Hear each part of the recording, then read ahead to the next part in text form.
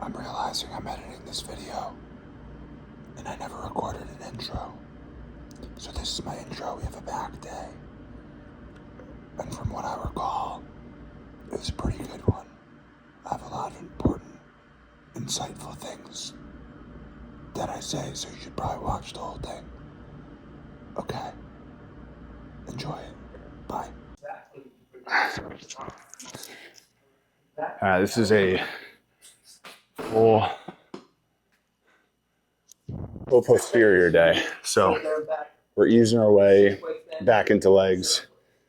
Cannot do quads still. It's still just, for some reason, bothering me right in here.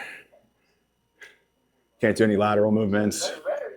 So I think if I do some hamstrings and glutes without too much knee flexion, I think it'll be okay. So I'm gonna do 3 back movements, 2 legs, and 1 calf. So it'll be 1 pull down, 2 row, and then it'll be a single leg RDL, kick back, and calf raise. And hopefully the knee holds up. I think it will.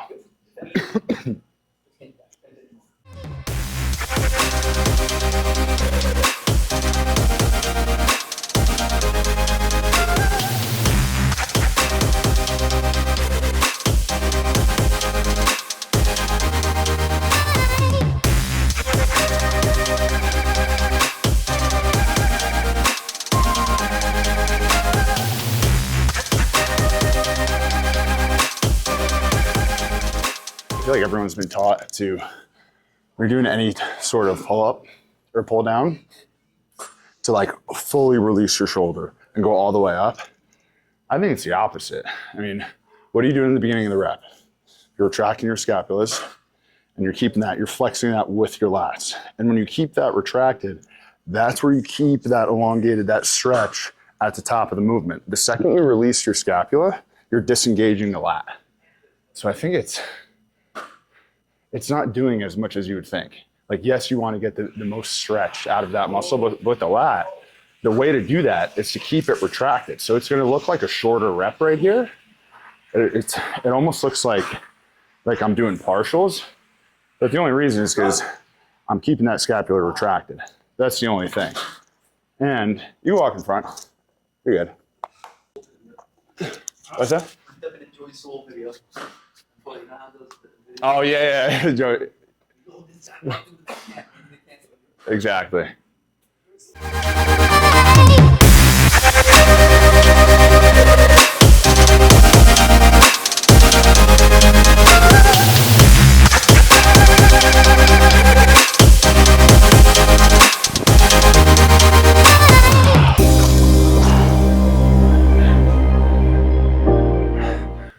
You see, like, keeping that shoulder blade back and down looks like a partial rep. When I start keeping it long, that's when I feel it in the rear delt and in the trap. So I'm getting more of a stretch in that partial rep motion than if I were to engage the scapular. There's some barbell row. I'm a big supinated row guy. I don't know why they call them supinated, right? Because they're superior. Not actually. I think so. For me, at least. It's for a standard barbell row, it's very difficult for me not to just row with my upper traps. It's a good upper back movement, but today is like a little more lat focused for me. So, supinated again, similar to that last pull down we just did. It's gonna seem like it's more of a shorter, more partial rep.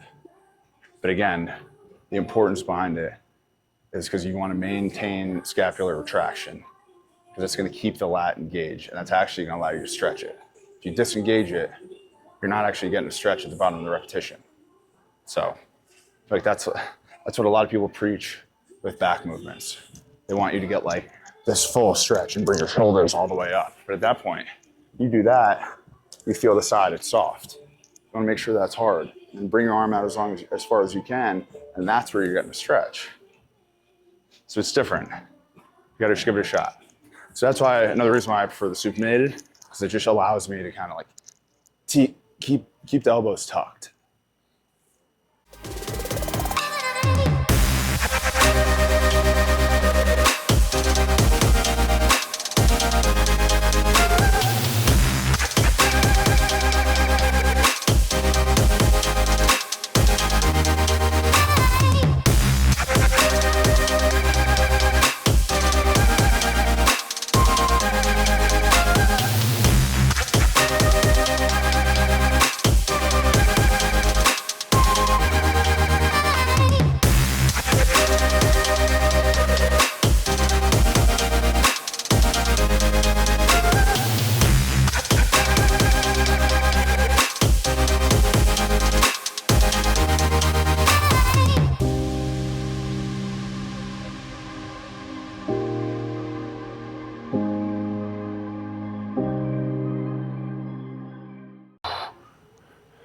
We got a fun one here.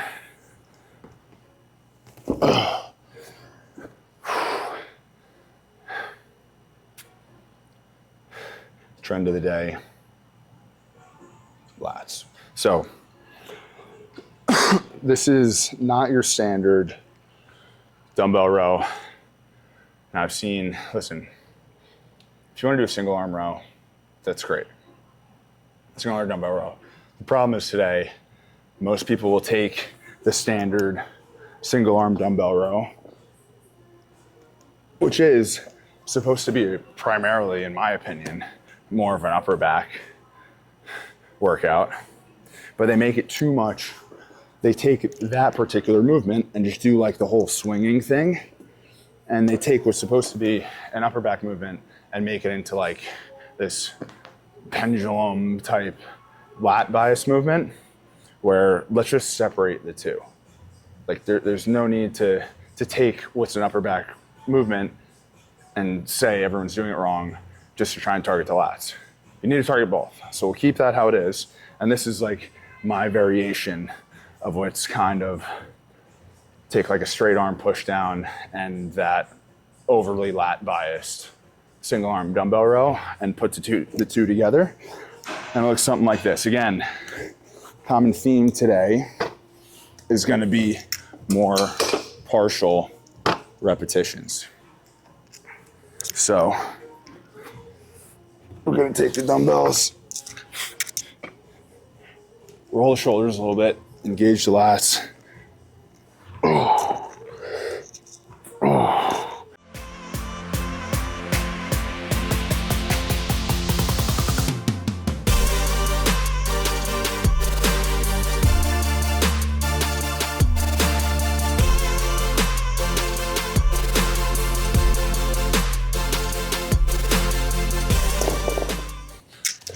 Now that is a proper lat movement. Now you notice too, with all of the partial movements I'm doing today for the lats, the pump that I'm getting in my lats by doing those partial movements, 3x compared if you're just going all the way, disengaging the scapula. I'm telling you, you keep that engaged, shorten that range of motion and truly pull with that elbow, and you're only focusing on the lat, it's a different kind of workout, completely different. So even this, you know, you're gonna look at it from this side profile and it's just gonna look like this short little movement. But the key is you're keeping it fixed. So boom. So here's the lat engaged. Squeeze, squeeze. You know, and then we are rolling it up a little bit at the top. I'm telling you, man, it's different gravy. I'm telling you, man, one of the best things that you can do for yourself is you got to experiment. You know, like, listen, I'm not a huge science-based lifter by any stretch of the imagination. I'm really not. I'm probably more pro-science, if anything, if I'm picking one end of the seesaw there. But, like, of course, you know, the core bread and butter movements, they work. But as you progress and as you become more experienced, your body continues to adapt. And certain muscles are going to naturally overcompensate just how your body is built. You want to try different things to kind of fine tune certain movements to squeeze the most juice out of the lemon. You know, for instance, that's why I'm doing this.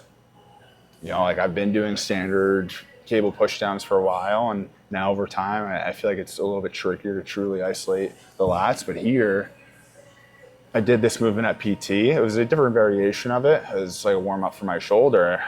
And the idea was to activate the lats in order to keep that scapula down so the upper trap doesn't overcompensate when I'm doing movements for the rest of the physical therapy session. And I realized, okay, I'm getting a lot of blood into the muscle doing this short little range of motion. What if I elongate it a little bit, add a little bit more load, what happens? And experiment with it, changed, because it was a little more flat when I was doing a PT. I raised a little bit, it extended the range of motion. Now all of a sudden, I have an extraordinary lat-focused isolation movement. You know, I'm gonna try different shit. And I'd rather do that than, you know, follow a lot of like the studies that every 6 months will tell you you're doing something wrong. What I deem as correct is what works for me. So it's trial and error, and that's what makes it fun, you know, because a lot of people get bored in the gym. If you're constantly, you know, trying different stuff and trying different movements and seeing how you can optimize certain lifts, it's going to give you a sense of variety that's going to keep your mind guessing. I know you don't want to keep your muscles guessing too much, but there's always room to make certain movements better. That's just part of the game.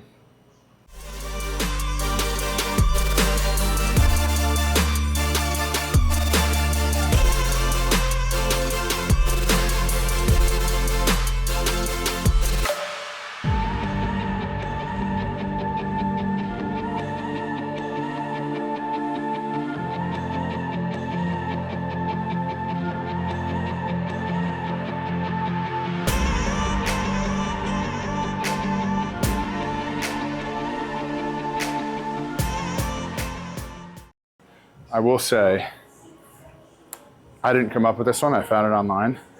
And single leg RDL is probably my favorite posterior movement.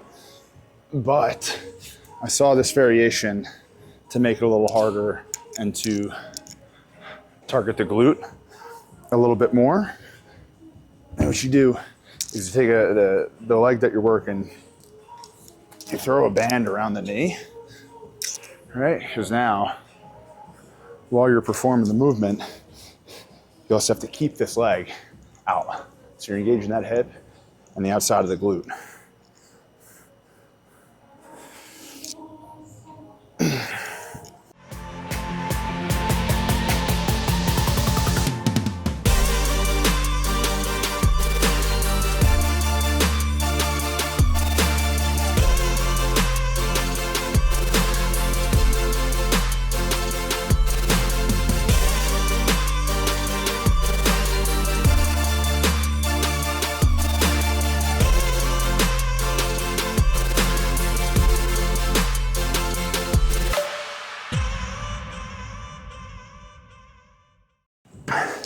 Thing that I am noticing with this, again, it's on par for the theme of this workout, which is partial rep.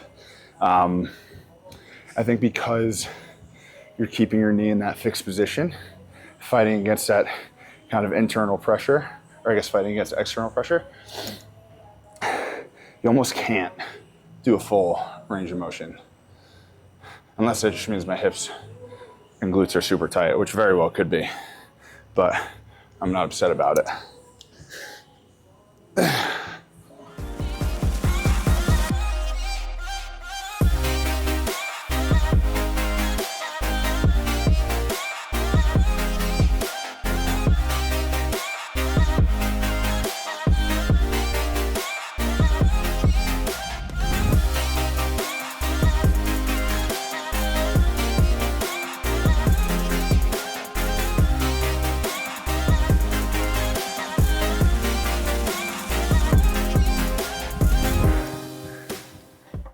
That for sure makes it harder. I will say, it definitely takes away from the hamstrings a little bit. For sure, it doesn't isolate the glutes, but like I feel my glutes giving out on like rep 8 to 10, and it feels like the hamstrings weren't even touched yet. So just keep that in mind, which is maybe why I prefer standard, just for that reason, is getting a little less hamstring out of it, which I would like a little more hamstring. But if you're trying to like hammer your glutes, this is probably a great option. I'm originally supposed to do 2 more glute and hamstrings, but that one kind of hurt my knee. So I think I'm coming back a little too early. So I'm gonna skip my second one.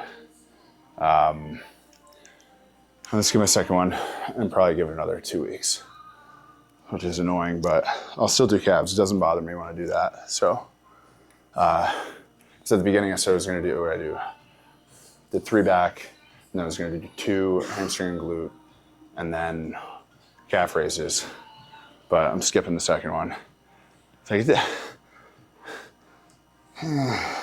just feels like if I push it, I can make it worse, and I don't want to do that. So I'm just skipping out on it. So I'm just do a few sets of these.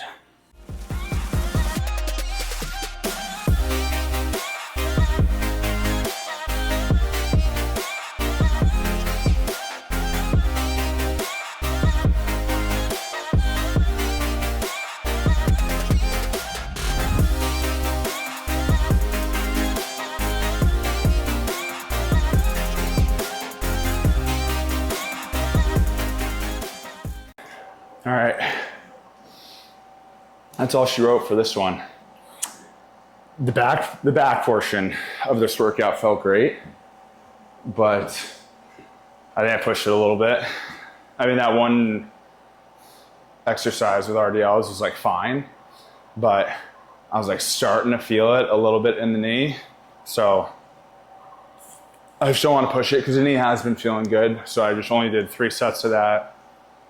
Fortunately, the band allowed me to do a little bit lighter weight and still felt it. That's kind of what concerned me.